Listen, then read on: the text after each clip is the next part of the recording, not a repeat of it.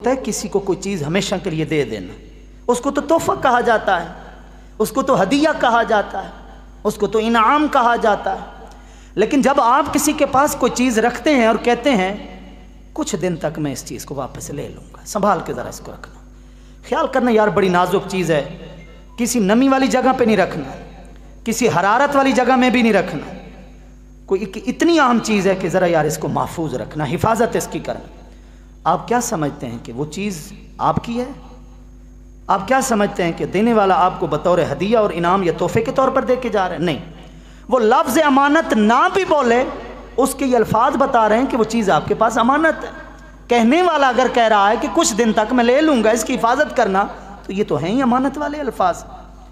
रब ने ये ज़िंदगी और फिर ज़िंदगी के अंदर हरकत पैदा करने वाली रूह हमें हमेशा के लिए नहीं दी, रब ने हमें आर्जी तौर पर दी है। और फिर ये एक ऐसा राज है, आज सर के बालों से लेकर नाखून तक, पाँव के नाखून तक, ऐसी ऐसी सर्च हमारे सामने आ चुकी है। एक डीएनए जो टेस्ट है ना, इसने भी अक्लों को हैरान करके रख दिया है कि यार ये है क्या भला, जो आज से कई अरसा कबल किए जाने वाले गुनाह के बारे में भी बता दे जनाब। एक टेस्ट, बंदा मर चुका है लेकिन फिर भी एक आला ऐसा इजाद हो चुका है कि हर चीज़ ज़िंदगी के राज खोल के रख दे। ऐसी ऐसी तहकीकात करने वाला इंसान आज तक रूह के ऊपर तहकीक नहीं कर सका। यार ये है क्या चीज़ कि 120 दिन का बच्चा ढांचा अपनी माँ के रहम के अंदर होता है और ये चीज़ आती है और हरकत शुरू करती है, और फिर एक मुकर्ररा वक्त के बाद जब ये रूह निकलती है तो वो हरकत एकदम ख़त्म हो जाती। ये है क्या चीज़? ऐसा आला नहीं बना जो इस रूह को अपनी कैद में ला सके, इस रूह को रोक सके कि यार अगर इसके अंदर ऐसी हयात है तो हम इसको रोक लें। बिजली को भी तो स्टॉक किया जा सकता है, ज़रूरत पड़ने पे काम आ जाती है, चलो रूह को स्टॉक कर लेते हैं, किसी मुर्दा के अंदर डालेंगे को खबरगिरी कर लेंगे। नहीं हो सका। वयस्सलूनका अनिर रूह कुलिर रूह मिन अम्रि रब्बी वमा उतीतुम मिनल इल्मि इल्ला कलीला। रब्बुल इज़्ज़त ने 17वीं सूरह बनी इसराइल में फरमाया, ए हबीब, कुछ लोग तेरे पास आकर पूछते हैं कि रूह के बारे में बताएं, बस इतना इनको बता दें कि रूह तो अम्र रब्बी है, रूह तो मेरे रब का एक राज है। जितना भी तुम्हारे पास इल्म आ जाए, लेकिन वमा उतीतुम मिनल इल्मि इल्ला कलीला, तुम्हारा इल्म तो बहुत थोड़ा है, तुम्हारा इल्म बहुत थोड़ा है। तो वो अम्र रब्बी जिसकी वजह से ज़िंदगी है यानी रूह, इस ज़िंदगी की हकीकत को आज तक कोई नहीं समझ सका। लेकिन हम इसकी इतनी हकीकत को ज़रूर समझते हैं। हम रूह की हकीकत को नहीं जानते, लेकिन हम इतना ज़रूर जानते हैं बहैसियत मुसलमान कि ये चीज़ें हमारे पास हमारे रब की अमानत है। जब रूह निकलती है, फरिश्ता कहता है इरजिई इला रब्बिकी, इरजिई इला रब्बिकी, लौट अपने रब की तरफ। ये नहीं कहता कि निकल, ये नहीं कहता कि दूर हो जा, ये नहीं कहता कि जुदा हो जा। अल्फाज क्या हैं? लौट अपने रब की तरफ। लौटती कौन सी चीज़ है? कभी हमने गौर किया है? अगर आपका बेटा कहीं गया हुआ है तो ज़रूर आप कुछ दिन के बाद फ़ोन करके कहेंगे बेटा लौटाओ वापस, अपने घर की तरफ आ जाओ। लौटता वो है जिसका घर कहीं हो और वो कहीं और गया हुआ हो, ऐसे ना जनाब। अगर रूह को कल कहा जाएगा जब फरिश्ता निकालेगा कि लौट अपने रब की तरफ, तो पता चला ये आई हुई कहीं से है, इसका घर कहीं और है। ये घर नहीं है, ये पिंजरा इसका घर नहीं है, कोई और है इसका घर, जिसके लिए फरिश्ता कह रहा है कि लौट अपने रब की तरफ। लौटता वो है जो कहीं से चला हो और कहीं आकर पहुंचा। ये रूह कहीं से चली हुई है, ये हमारे मखसूस दिनों के लिए हमारे इस पिंजरे में मुक़य्यद है, लेकिन हमें ये समझना है कि ये हमारे पास अल्लाह की अमानत है। हमारा ज़ाहिर हमारे पास अमानत है, हमारा बातिन हमारे पास अमानत है। आपको शरीयत के अंदर इतनी इजाज़त नहीं है कि आप सुई उठाएं और बिला वजह अपने इश्क मशूकियों के चक्कर में पड़कर साबित करने के लिए कि मैं किसी से कितनी मोहब्बत करता हूँ, आपने जनाब अपनी हाथ के ऊपर लिख डाला, आपने अपनी हथेली के ऊपर लिख दिया, आपने अपने बाजू के ऊपर लिख दिया। किसी रेसलर ने, किसी पहलवान ने, किसी कुश्ती कबड्डी खेलने वाले ने अपनी रान के ऊपर कोई टीटू बनवा लिया, कोई फूल बनवा लिया कि जब मैं मैदान में उतरूंगा तो मेरी कुश्ती देखने वाले इसको भी देखेंगे कि मैं कितना बड़ा पहलवान हूँ। वो मेलों ठेलों के ऊपर लोग जो है ना वो سرما سلائی سے یہ کام کیا کرتے تھے. پکے نشانات. گناہ کبیرہ، حرام، جرم بھی ایسا جس کو اب آپ مٹانا چاہیں تو آپ مٹا نہیں سکتے، جس کو آپ ختم کرنا چاہیں تو ختم نہیں کر سکتے، سوائے سرجری کے، سوائے کوئی ایسے آپریشن کے کہ وہ والا گوشت ہی وہاں سے اٹھا لیا جائے. لیکن جس کے پاس ہے وہ ہمیں نہ دکھائے. میں ایک مسئلہ بتا رہا ہوں. اس مسئلے کے پیچھے سب سے بڑا مسئلہ کیا ہے کہ یہ جان ہمارے پاس اللہ کی امانت ہے. ہم اس سے صرف وہ فائدہ اٹھا سکتے ہیں جس کی اجازت ہمارے رب نے ہمیں دی ہے.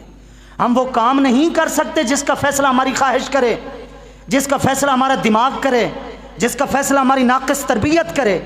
ہم اپنی جان سے صرف وہ کام لیں گے جس کی اجازت صرف اور صرف ہمیں رب نے دی ہے. آپریشن ہے، یہ ضرورت شریعہ ہے، اس میں چیر کے رکھ دیا جاتا ہے، پھاڑ دیا جاتا ہے، پوری کی پوری ٹانگ کاٹ دی جاتی ہے. اجازت ہے ضرورت شریعہ کی وجہ سے. لیکن بغیر ضرورت شریعہ کے کسی شخص کو اپنے بازو پر، اپنے جسم کے کسی حصے پر تکلیف دے چٹکی کاٹنے کی بھی اجازت نہیں ہے. کیوں؟ کہ اس نے اللہ کی امانت کے اندر خیانت کی ہے. خودکشی کیوں حرام ہے؟ کیونکہ اس نے اللہ کی امانت کے اندر خیانت کی ہے.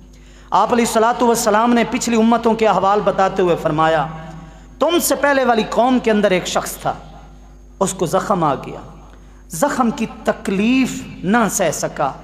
اس نے فیصلہ کیا کہ ایک زخم خود کو ایسا لگاتا ہوں خون نکل جائے گا، جلدی جان چھوٹ جائے گی، کب تک یہ تڑپ تڑپ کر مرتا رہوں گا، اپنا کوئی عضو کاٹ دیتا ہوں جس سے خون بہہ جائے گا، میں مر جاؤں گا. اس نے تلوار اٹھائی اور اپنی انگلیوں کے نیزوں، اپنا سروں کو، پوروں کو کاٹ دیا. اس نے جب اپنی انگلیوں کے پوروں کو کاٹ دیا، اب یہ نظام ایسا ہے، رگ سے رگ اس طرح جڑی ہوئی ہے، یہاں سے تو فوارے نکل پڑے، اور تھوڑی دیر میں چونکہ جان سے سارا کا سارا خون نکل چکا تھا، وہ مر گیا. اللہ رب العزت نے ارشاد فرمایا بادرنی عبدی بنفسہ، میرے فیصلے سے پہلے میرے بندے نے خود ہی اپنا فیصلہ کر لیا. میرے بندے نے مجھ سے پہل کی، میرے فیصلے سے پہلے اس نے اپنی موت کا خود فیصلہ کیا، جلدی کی اس نے. حرمت علیہ الجنہ، حرمت علیہ الجنہ، میں نے اس کے اوپر جنت کو حرام کر دیا. ایسا شخص جو خود کو مار دیتا ہے، وہ سمجھتا ہے کہ شاید میں دنیا کے غموں سے آزاد ہو رہا ہوں. جس طرح میں نے وضاحت کی کہ نوجوان کے دماغ میں کیسے غبار، کیسے بخارات اٹھتے ہیں. وہ بظاہر بڑا ایک دانائی والا فیصلہ کرتا ہے، لیکن حقیقت یہ ہے کہ وہ جنت، ان اللہ اشتری من المؤمنین انفسہم واموالہم بان لہم الجنہ، جس کا سودا ہو چکا ہے. رب نے فرمایا نہ جان تمہاری نہ مال تمہارا، تم اپنی جان بھی مجھے دے چکے ہو، تم اپنا مال بھی مجھے دے چکے ہو، اور ایسا نہیں ہے کہ صرف دے چکے ہو، بدلے میں میرے سے تم اپنی جنت لے بھی چکے ہو. بھلا جس کا سودا ہو چکا ہو، آپ بیچ چکے ہیں، اگلا خرید چکا ہے، خریدنے والا خرید چکا ہے، آپ بیچ چکے ہیں. فیصلہ جب پورا ہو چکا ہوتا ہے، لین دین مکمل ہو چکا ہوتا ہے، کہاں کی دنائی ہے کہ اس عہد کو دوبارہ توڑ دیا جائے، اس فیصلے کو توڑ دیا جائے. خریدار چیز لے چکا ہے، بیچنے والا چیز دے چکا ہے. اللہ رب العزت فرماتے تم کیا مومنوں سمجھے ہوئے ہو، یہ جان میری ہے، یہ مال تمہارا، رزق حلال کمایا ہوا میرا ہے. اب جان سے بھی وہ فائدہ اٹھاؤ گے جو میں کہوں گا، کیونکہ مالک اپنی مرضی کے مطابق کام لیتا ہے، اور مال بھی وہیں خرچ کرو گے جہاں میں حکم دوں گا. اس کے بدلے میں تو مجھ سے جنت لے چکے. بدلے میں اللہ جنت نہ بھی دیتا نا، پھر بھی مال بھی اسی کا تھا، جان بھی اسی کی تھی. یہ تو اس کی مہربانی ہے کہ اس نے جنت بھی عطا کر دی. اس لیے سب سے پہلے اپنی جان کی اہمیت کو سمجھیں. یار آپ مجھے یہ بتائیں، وہ شراب اللہ جس سے پناہ میں رکھے، جس طرح اس نے پناہ میں رکھا ہوا ہے، اللہ اس سے پناہ میں رکھے. ایسی خبیث چیز جس کے لیے میرے آقا نے فرمایا ام الخبائث مفتاح کل شر، ہر برائی کی چابی ہے. شراب پیو، ہر برائی کی چابی، تالا کھل گیا، اب ہر برائی ہوتی رہے گی. تمام خبیث چیزوں کی جو جڑ ہے. ایک موقع پر سرکار نے مثال دی، فرمایا ایک عورت تھی حسن و جمال والی، اس نے شراب کا مٹکا بھی اپنے ساتھ رکھا، اپنے آپ کو بھی ایک آدمی کے سامنے پیش کر دیا، اور ساتھ ایک بچہ بھی بٹھا دیا، اور اس نے کہا 3 کاموں میں سے ایک کام کر لے، شراب پی لے، بچے کو مار دے، یا پھر مجھ سے بدفعلی کر لے. بندے نے اپنے طور پر سمجھداری کی، اس نے کہا بچے کو قتل کروں گا تو میرے ہاتھ سے ایک جان چلی جائے گی، عورت کے ساتھ زنا کروں گا، یہ گناہ صرف میرا نہیں ہوگا، اس کو بھی اس میں ملوث کر رہا ہوں، शराब पी लेता हूँ नुकसान है तो सिर्फ मेरा है, किसी और का तो नहीं है ना। अपने तौर पर उसने दानाई की, लेकिन हुजूर ने ये मिसाल पेश की शराब के बारे में समझाते हुए। लेकिन जब उसने शराब पी, उसने अगले दोनों काम भी कर दिए। उसने बदफेली भी कर ली, उसने बच्चे को भी मार दिया, क्योंकि वो होशो हवास को बैठा था, उसकी अकल के ऊपर पर्दा आ चुका था।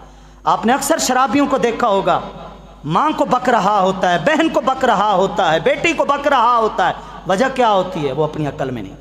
ऐसी शराब भी एक मौके पर हलाल हो जाती है। मसला ये आपको बताना चाह रहा हूं, ऐसी हराम चीज जिसका एक कतरा कपड़े के ऊपर गिरे तो नापाक कर दे। अगर वो कपड़ा पुराने अंग्रेजी 1 रुपया की तरह हो गया, एक बड़े सिक्के की तरह, जो हथेली के ऊपर आप हाथ ऐसे रखें और पानी डाल दें, जितना बह गया, जो थोड़ा सा हिस्सा बचा हुआ होता है, इतनी मिकदार जितना कपड़ा, अगर शराब के कतरों से वो कतरा फैल गया, उस कपड़े से आप नमाज नहीं पढ़ सकते। ऐसी हराम चीज। फिर आप सोचिए, वो शराब जो कपड़े के ऊपर गिरे तो उस कपड़ा नापाकी की वजह से नमाज बंदा नहीं पढ़ सकता। जिस जालिम ने कई घूंट अपने अंदर पी लिए हैं, उसने अपने बातिन को कितना नापाक कर दिया होगा। कपड़ा नापाक हो सकता है, ज़मीर मुर्दा उससे नहीं हो सकता। ऐसी शराब भी एक मौके पर हलाल हो जाती है। अगर उस मौके पर किसी ने शराब ना पी तो गुनाहगार है। आम हालत में जिसने पी गुनाहगार है, और उस मौके पर जिसने ना पी गुनाहगार है। वो कौन सा मौका है? जिस मौके पर खिंजीर हलाल हो जाता है, वो खिंजीर जिसको देखने से मेरे आका ने फरमाया, जिसने किसी सुअर को शौक से देखा, जैसे लोगों को शौक होता है ना, यार जरा सर्च करें ना नेट के ऊपर, ये खिंजीर होता कैसा, सुना है बकरी की तरह होता है, ये है वो है। शौक से जिसने खिंजीर को देखा, एक नज़र पड़ गई किसी चैनल के ऊपर, किसी की तस्वीर सामने आ गई, वो नज़र माफ। लेकिन जिसने शौक से देखा, कई दिन ईमान की बरकत से वो महरूम रहा। ऐसा नापाक जानवर, लेकिन वो भी एक मौके पर हलाल हो जाता है। फामन तुर्रा गैर बागिम वला आदिन फला इस्मा अलैह। वो मौका ये है कि ए बंदे, तेरी जान इतनी कीमती है, उसके इतना मकाम है उस तेरी जान का, कि तुझे गालिब गुमान है कि भूख और प्यास की वजह से मैं मर जाऊंगा, मजीद मेरे अंदर बर्दाश्त नहीं है, और सामने शराब पड़ी है, अब इसको पी, तेरे पीने का कोई गुनाह नहीं, क्योंकि अब ये इतना बड़ा जुर्म नहीं है जितनी कदर कीमत वाली चीज़ हमारी बारगाह में तेरी जान है। सामने खिंजीर का गोश्त पड़ा है, भूख तुझे मार रही है, तेरा गालिब गुमान फैसला ये हो चुका है, 99% तुझे यकीन हो चला है कि मैं मर रहा हूँ भूख से और मेरे पास रिज़्क़ हलाल नहीं है। शरीयत का हुक्म है, अब इसका एक लुकमा ले, इतना खा जिससे तेरी जान के अंदर जान आ जाए। अगर तूने ना खाया तो ना खाने की वजह से अब गुनाहगार है। क्यों? क्योंकि जान की इज्जत ज़्यादा है, अल्लाह की बारगाह में उसका मकाम ज़्यादा। मैं एक जान की बात बता रहा हूँ, आप आगे चलें। एक शख्स ने पिस्टल उठाया, कन पट्टी के ऊपर रख दिया और कहा, बोल कलमा कुफ्र बोल, रब के बारे में ये बात कर, अल्लाह के नबी के बारे में ये बात कर, को कुफ्रिया कलमा बक, यहाँ पर मैं तेरे से बकवा के रहूँगा। अगर तूने ज़बान से कुफ्रिया कलमा ना बोला तो फिर मैं तुझे मार दूँगा। जिसके साथ ये हुआ, उसको गालिब गुमान है कि ये शख्स ऐसा कर गुजरेगा जिसको इकराह शरई कहा जाता है, कि उसको मजबूर करके रख दिया। इल्ला मन उकरिहा व क़ल्बुहु मुतमइन्नुन बिल ईमान। अल्लाह ने फरमाया, ए बंदे, ए मोमिन, तू मुसलमान है ना, दिल से तूने कलमा पढ़ा है ना, दिल से तो तू इनकार कर ही नहीं रहा, तेरे दिल में तो मैं हूँ, तेरे दिल में तो मेरे लिए ईमान है, तेरा दिल तो मुतमइन्न है ना ईमान के ऊपर। अपनी जान बचाते हुए अगर कलमा कुफ्र मेरे बारे में बोल भी देगा, ये गुनाह नहीं है, मैंने तुझे माफ़ कर दिया। इसका मतलब है, ये मैंने 2 मिसालें आपके सामने रखी हैं। एक मुसलमान के लिए शराब हलाल हो रही है एक ख़ास मौके पर, खिंजीर हलाल हो रहा है एक ख़ास मौके पर, दिल में ईमान है लेकिन ज़बान से कलमा कुफ्र बोलने की वजह से उसको इजाज़त दी जा रही है। किस लिए? कि वो समझे कि ये जान खाने पीने के लिए नहीं है, ये अल्लाह की अमान भी है और इसकी बड़ी कदर कीमत भी है। एक गोली से किसी का काम तमाम करने वाला आदमी, बेअक्ल लोग होंगे जो उसकी हिमायत करेंगे, जीत जाएगा मुकदमा, छूट जाएगा जेल से कातिल जिन्होंने कई कत्ल किए हुए दंदनाते फिर रहे हैं हमारे सामने, कोई मसला नहीं। एक अदालत और भी लगनी है जिसके लिए अल्लाह ने महशर बर्पा करना है। उसके लिए फरमाया गया, जब जब इस दुनिया के ऊपर कत्ल होगा, सबसे पहला जिसने काबिल ने हाबिल को कत्ल किया था, इस कत्ल करने वाले को तो गुनाह होगा ही होगा, लेकिन जिसने इसको ईजाद किया था, ہر قتل کا گناہ اس کے نام اعمال میں بھی ضرور لکھا جائے گا۔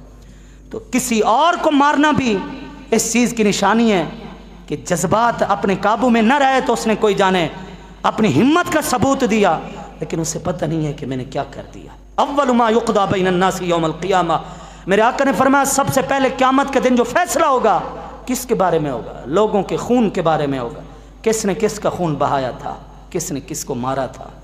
اور خودکشی کرنے والا قیامت تک کے لیے جہنم کے اندر اسی فعل سے اپنے آپ کو مارتا رہے گا۔ اس لیے دوستان محترم، اس جان کی عزت کو سمجھیں، اپنی جان کی بھی حرمت کو سمجھیں، اس کو ضائع نہیں کریں۔ اس کا بہترین حل یہ ہے کہ اللہ کی عبادت میں اپنے آپ کو مصروف رکھیں، طلب دنیا بھی ہو تو حلال ہو، رزق حلال میں اپنے آپ کو مصروف رکھیں، بیوی بچوں کی کفالت کے اندر اپنے آپ کو مصروف رکھیں، نیکیوں کے اندر اپنے آپ کو مصروف رکھیں، اور اس کے ساتھ ساتھ کسی دوسرے کی جان کا خیال کریں۔ من سلم المسلمون من لسانہ و یدہ، میرے آقا نے فرمایا بہترین مسلمان وہ ہے جو نہ اپنی زبان سے کسی کو تکلیف دیتا ہے، نہ اپنے ہاتھ سے کسی کو تکلیف پہنچاتا ہے۔